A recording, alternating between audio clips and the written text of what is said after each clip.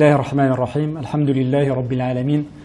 Wassalatu wassalamu ala sayyidina wa habibina Muhammadin wa ala alihi wa sahbihi ajma'in wa ala man tabi'ahum bi ihsani ila yawmiddin.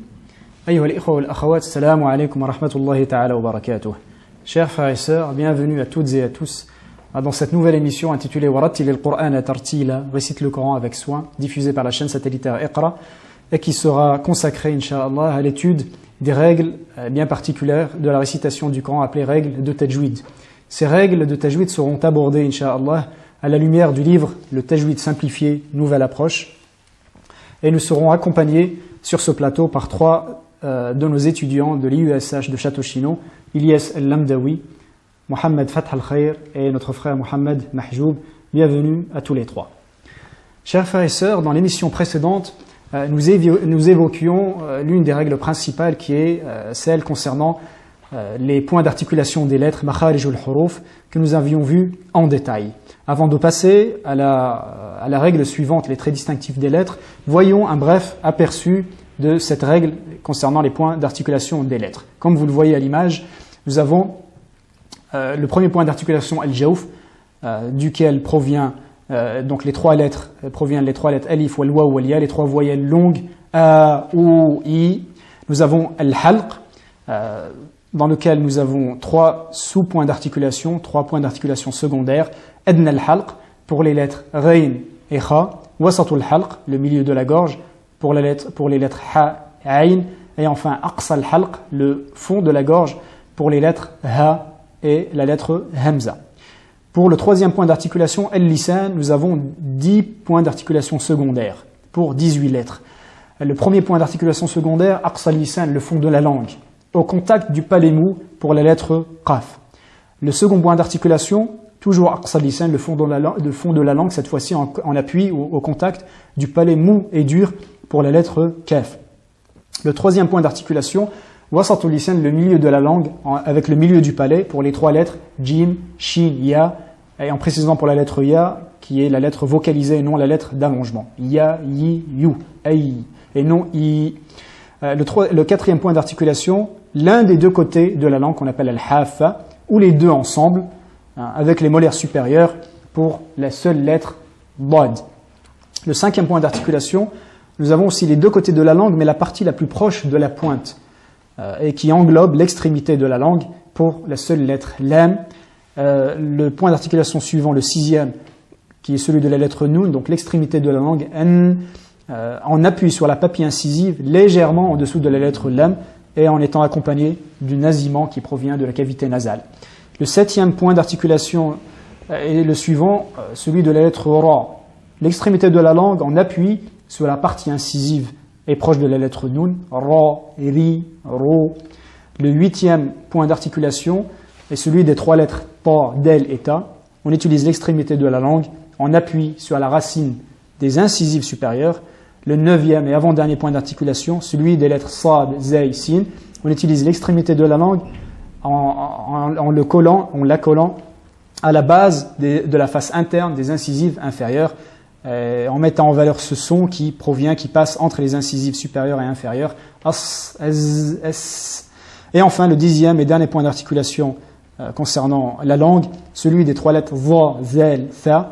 On utilise l'extrémité de la langue, mais contrairement aux lettres ta, del et ta, ici on utilise l'extrémité des incisives supérieures, c'est-à-dire l'extrémité de la langue en appui sur l'extrémité des incisives supérieures, alors que pour les lettres ta, del et ta, on utilisait l'extrémité de la langue en appui sur la racine des incisives supérieures.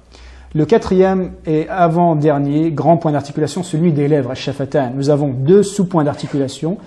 Le premier, celui de la lettre fa, en utilisant l'extrémité des incisives supérieures sur l'intérieur de la lèvre inférieure, f, fi, fou, etc. Et enfin, le dernier sous-point d'articulation, le deuxième et dernier sous-point d'articulation, celui des trois lettres ba, mim et waw. On utilise les deux lèvres en même temps, avec une légère différence entre ces trois lettres. Le waw en arrondissant les lèvres, le ba en collant les lèvres seulement, sans nasillement du tout, et la lettre mim en collant les lèvres, mais avec le nasillement qu'on ne peut distinguer de la lettre mim. M. Et enfin, le dernier et grand point d'articulation, celui de la cavité nasale, al-khayshum, duquel provient le son particulier, nazim, qu'on appelle nazimant, qui est particulier, qui est présent dans les deux seules lettres, nun et mim. Ma, na. La lettre mim, m, nous avons la partie buccale et la partie labiale et la partie nasale, m, ma. Et la lettre nun, n, nous avons la partie linguale et la partie nasale. Voilà le résumé de cette règle concernant les points d'articulation des lèvres. Nous allons voir maintenant le deuxième et grand, la règle suivante qui est très importante, celle des traits distinctifs des lettres. Car chaque lettre de l'alphabet se distingue d'une autre par certains traits distinctifs. Nous avons les lettres ta, dal et ta que nous avions vues, qui ont le même point d'articulation, mais ce qui les différencie, ce qui fait la différence entre ces trois lettres-là, ce sont certains traits distinctifs qui leur sont à chacune propres. La même chose pour les autres lettres de l'alphabet. Chaque lettre a ses propres traits distinctifs. Certaines, par exemple, sont emphatiques, d'autres sont amincies. Certaines, dans la langue arabe, sont prononcées avec un impact, tel que le qaf, aqa, ab, la lettre ba, la lettre dal, ed, alors que cet impact, nous ne le retrouvons pas, par exemple, pour la lettre lam, l, on ne dira pas l, S, on ne dira pas S.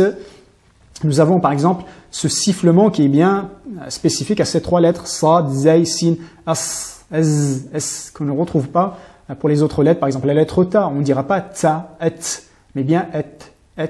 Le souffle qui accompagne, un souffle qui accompagne certaines lettres, telles que la lettre Ta, par exemple, Et, Ta, un F, Fa. Nous sentons ce souffle qui accompagne ces lettres. Et ce souffle n'est pas présent pour d'autres lettres telles que la lettre Dal, par exemple Da, Da, il n'y a pas de souffle qui l'accompagne, et ainsi de suite. Donc chaque lettre a son propre trait distinctif qui la distingue des autres lettres. C'est ce que nous allons voir en détail durant ce chapitre. Tout d'abord, sachant que les savants ont classé ces traits distinctifs en deux catégories. Ce qu'ils appellent les traits distinctifs qui ont des opposés, qui sont au nombre de 9, et les traits distinctifs qui n'ont pas d'opposés, qui sont au nombre de 8, comme vous pouvez le voir à l'image. Les traits distinctifs ayant un opposé sont les suivants: al-hams et son opposé al-jahr, al-shidda et son opposé al-rakhawa, et entre ces deux traits distinctifs, il y a un trait distinctif médian qui s'appelle al-bayniyah. Nous avons al-isti'la et son opposé al-istifal, et enfin al-itbaq et son opposé al-infitah. Que signifie ceci? Tout simplement qu'une lettre, lorsqu'elle est qualifiée ayant comme trait distinctif al-hams, nous n'allons pas la retrouver dans le côté opposé forcément, car la définition ici, les deux définitions sont opposées. Donc chaque lettre de l'alphabet, nous allons forcément la retrouver dans une catégorie parmi ces deux grandes catégories opposées.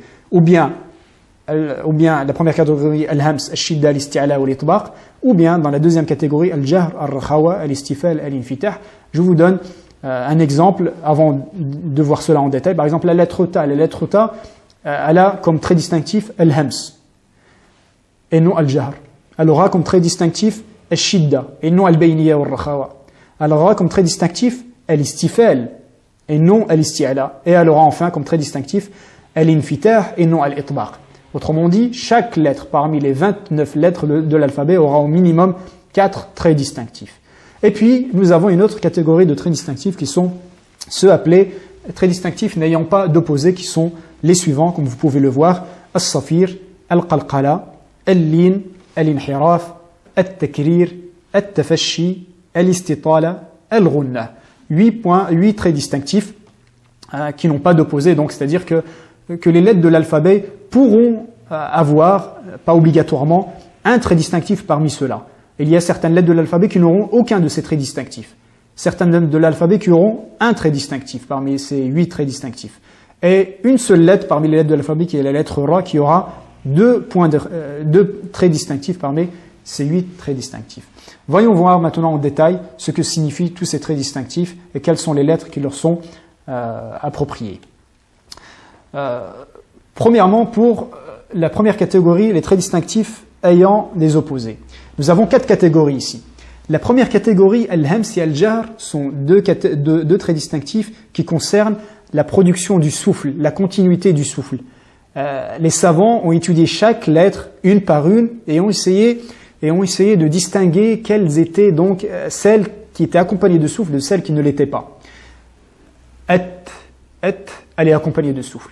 Del, ed, da, la lettre ta, ti, il n'y a pas de souffle qui l'accompagne.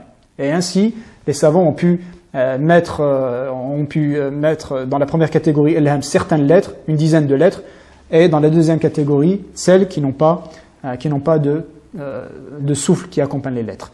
La deuxième catégorie, ce sont les lettres qui ont comme particularité la continuité du son ou non. Cette fois-ci, nous parlons du son de la lettre. Est-ce que le son, lorsque nous prononçons la lettre, continue ou est amené à se couper? Par exemple, la lettre del, ed, le son se coupe.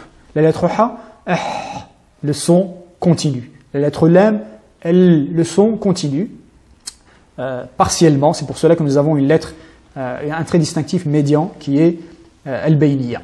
La troisième catégorie de traits distinctifs concerne aussi le son de la lettre, mais cette fois-ci par rapport à la direction prise par ce son. Est-ce que le son, lorsque nous prononçons la lettre, se dirige vers le haut ou bien ne se dirige pas vers le haut, c'est-à-dire vers le palais ou ne se dirige pas vers le palais? Par exemple, la lettre kha, lorsque nous disons kha, le son de la lettre se dirige vers le haut.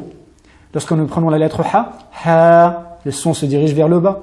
Lorsque nous prenons la lettre sad, le son se dirige vers le haut. La lettre sin, sa, le son se dirige vers le bas. Et ainsi de suite. Et enfin, la dernière et troisième catégorie, et quatrième catégorie, toujours concernant le son cette fois-ci, est-ce que le son, lorsque nous prononçons la lettre, est comprimé, emprisonné entre la langue et le palais ou non? Le son, il est emprisonné entre la langue et le palais. Ta, le son sort, il n'est pas emprisonné entre la langue et le palais. La lettre dad, le son, il est emprisonné.